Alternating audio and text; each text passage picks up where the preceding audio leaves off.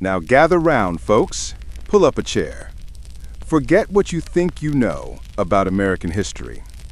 You've heard the stories of Plymouth Rock, of the Founding Fathers, of the Civil War and the March to the Pacific.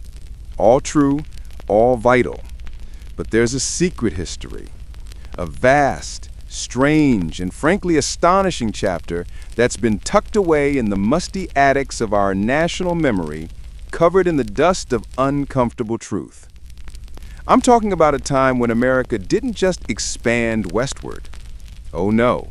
I'm talking about a time, right in the thick of our young republic's most fraught years, when a powerful cabal of the nation's elite, slave owners, abolitionists, presidents, and Supreme Court justices conspired to create a brand new country, an entire nation, on a distant, dangerous coast in Africa. Doesn't that sound like the opening to a thrilling, improbable movie? It's not. It's true.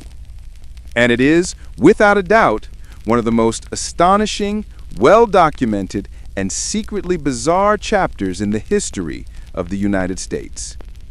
It's the story of a place called Liberia, and the unlikely, often horrifying journey of the thousands of American citizens, free black men and women, and emancipated slaves who were sent there, not by a government, but by a powerful private society. This is the kind of history that sounds boring when a professor mumbles about the repatriation movement. But when you look at the human cost, the sheer madness of the logistics, and the dizzying array of moral contradictions at its heart, it becomes a story of ghost fleets, impossible ideals, and a republic born of paradox. So settle in. Let me tell you about the wildest American experiment you've never fully heard. The setup, the crushing paradox of early America. To understand the ghost fleet, you have to understand the air we breathed in the decades after the Revolution, say between 1800 and 1830. We had just declared that all men are created equal, a truly soaring, breathtaking idea. But look around, and what did you see? 1 in 5 Americans was enslaved. It was a moral, political, and economic contradiction so vast, it threatened to tear the country apart from day one. And the men who ran the country, the ones wrestling with this original sin, didn't have a good answer. Some, the radical abolitionists, said, emancipate them all, treat them as full citizens. The slave owners, of course, said, no, our economy depends on them, and anyway, they're not fit for society. But there was a powerful, strange third group, people who genuinely hated slavery, but were terrified of the consequences of mass emancipation. They looked at the hundreds of thousands of free black people already living in the North and South, and they worried. They saw segregated cities. They saw racial violence. They saw economic competition. And they concluded, a truly integrated, equal society is impossible in America. A shocking, cynical conclusion, right? But these men, often with the best, if misguided, intentions, believed that black Americans would never be safe, never be truly free, and never be truly equal on American soil. Their solution? To create a safe haven for them, to export the problem, to build a new America thousands of miles away. The birth of the American Colonization Society, a cast of unlikely conspirators. Now the year is 1816. The place is Washington, D.C. Now imagine a dark, mahogany-paneled room. The fire is crackling. The air is thick with cigar smoke and the scent of fear and ambition. Who is sitting around that table? It's not some fringe group. Oh no. At that table is Henry Clay, the powerful Speaker of the House from Kentucky, a slave owner who would later try to save the Union through compromise. He's the chairman. Next to him is Bushrod Washington, the nephew of George Washington, a Supreme Court justice and a fellow slave owner. You've got Francis Scott Key, the man who wrote the Star-Spangled Banner. And you've got others, senators, congressmen, future presidents like James Monroe and Andrew Jackson, and powerful religious leaders. They formed the American Society for Colonizing the Free People of Color of the United States, or the ACS. Their goal was simple, yet gargantuan: to raise money, buy land in West Africa, and transport every free black person and every emancipated slave who wished to go, and, in the minds of some who could be convinced to go, to this new land. Now here is the first major shocker for the American audience. This wasn't a fringe movement. It was supported by the federal government. In 1919, Congress appropriated $100,000, a truly massive sum at the time, to help settle the first group of immigrants, framing it as a project to halt the slave trade. The ACS, a private organization, was essentially carrying out a quasi-governmental foreign policy. And the irony? The very people who wanted to get rid of black people and the people who genuinely wanted to see them free came together in this single, impossible project. The slave owners wanted to remove the unsettling sight of free black people who might encourage their own slaves to revolt. The anti-slavery idealists genuinely believed this was the only path to true liberty and dignity. A perfect, tragic confluence of self-interest and idealism. The first voyage, a fateful, deadly beginning. The stage was set. The money was raised.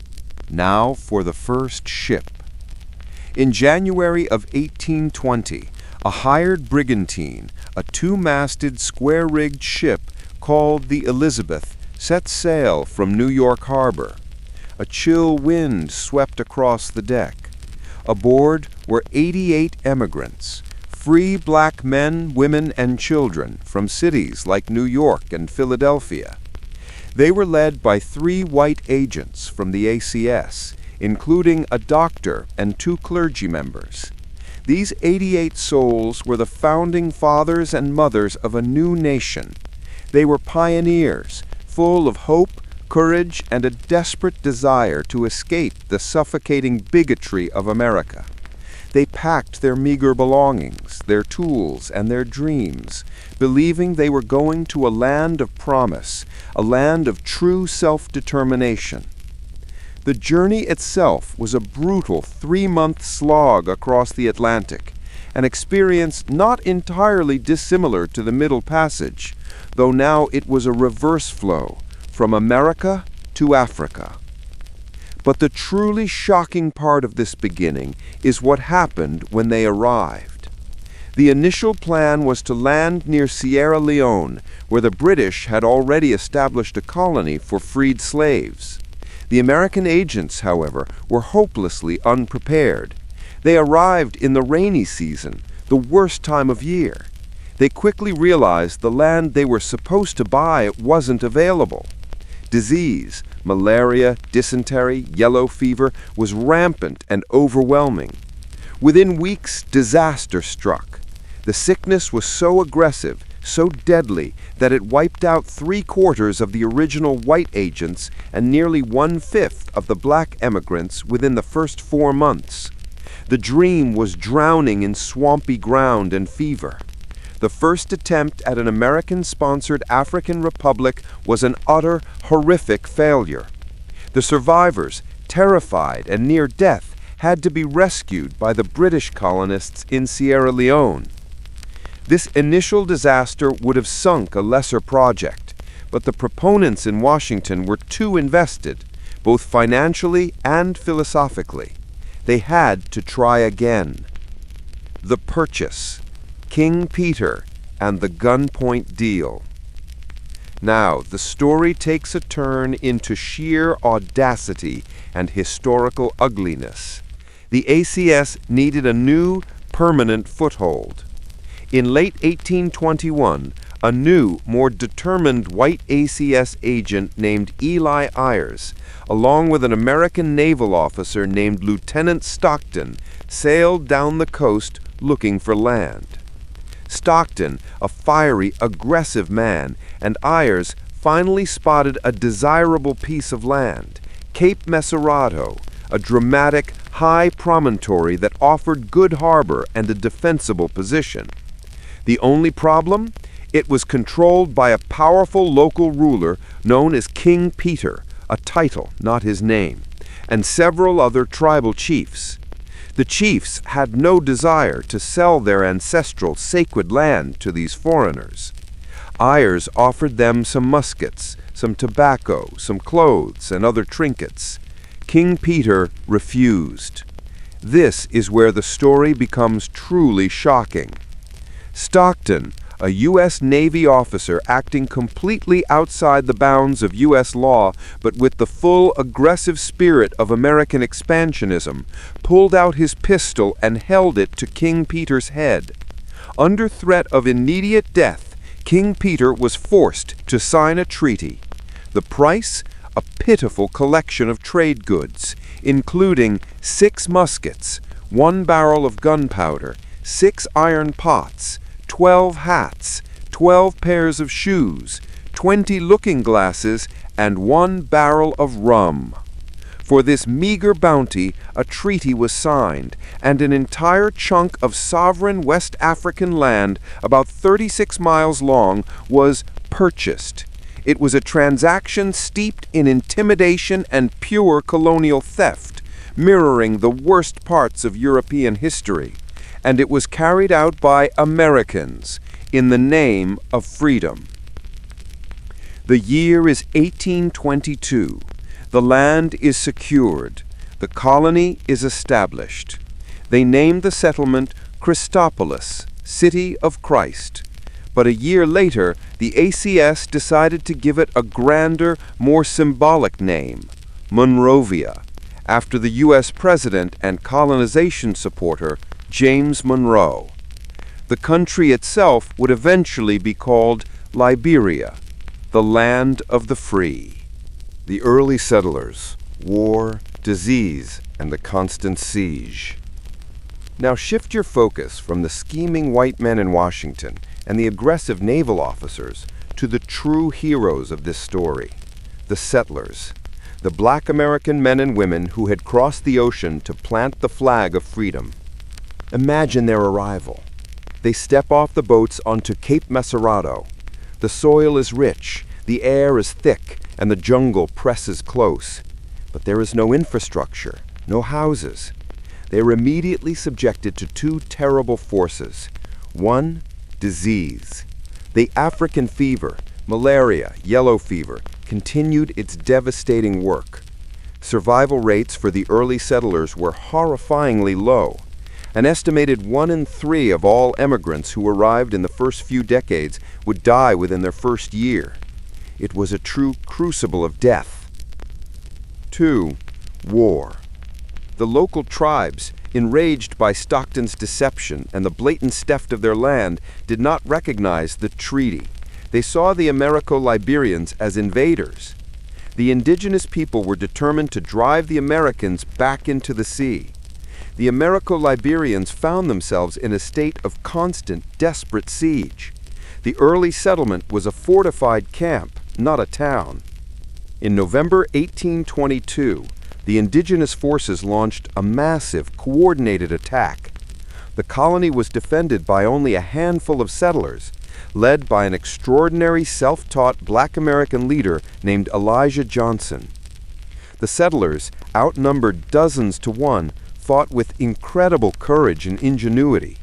They used a few small cannons and a strategic defense to hold off the attackers, who were armed mainly with spears and goes.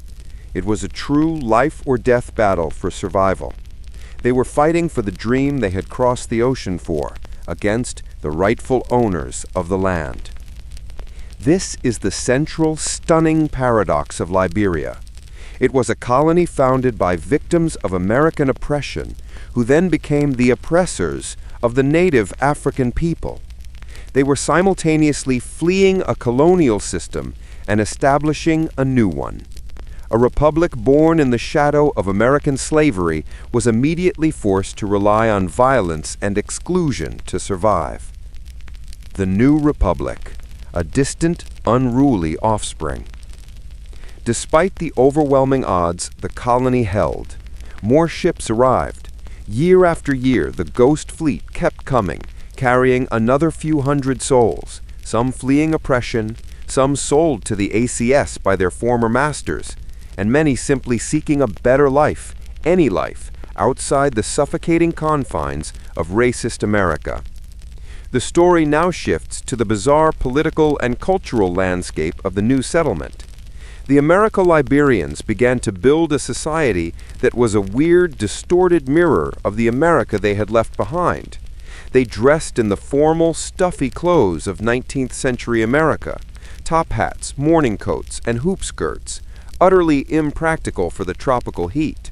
They built Baptist, Methodist, and Presbyterian churches and beautiful two-story houses in the Deep South antebellum style, complete with wraparound porches and white pillars.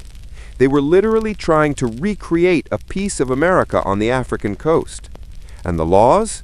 They created a rigid U.S.-style government with a president, a Senate, and a House of Representatives. But this government was only for the Americo-Liberians. The vast majority of the people living within the colony's territorial claims, the indigenous Africans, were largely excluded from citizenship, land ownership, and political power. The Americo-Liberian elite, the men and women who had endured so much persecution, now created a class system based on their own Americanness, treating the indigenous people with a condescension and exclusionary attitude that was eerily similar to the white aristocracy they had escaped. The unwanted gift of independence. By the 1840s, the ACS was running out of steam. They had poured hundreds of thousands of dollars into the colony, but it remained a struggle, a tiny, fragile pinprick on a vast continent. The various European colonial powers, Britain and France, were beginning to exert pressure, challenging the colony's right to collect customs duties and questioning its ultimate authority. The ACS realized they could no longer protect their distant, unruly offspring. They decided to cut the cord. In a move that was less a celebration of independence and more a panicked abdication of responsibility, the ACS pushed the colony to declare itself a sovereign, independent republic. On July 26, 1847, Liberia declared its independence. Its flag, a single star on a field of red and white stripes, was an unmistakable homage to the United States. Its first president was a free-born black American from Virginia, Joseph Jenkins Roberts. And here is the final mind-boggling detail of this first chapter. The United States, the country that had sponsored its creation, refused to recognize Liberia's independence for 15 long years. Why? Because the southern states were terrified. Recognizing a free, independent black republic would be an acknowledgement of black political capability and self-government, a dangerous idea that might encourage their own slaves to revolt. They simply could not allow the U.S. government to officially legitimize a black-led nation.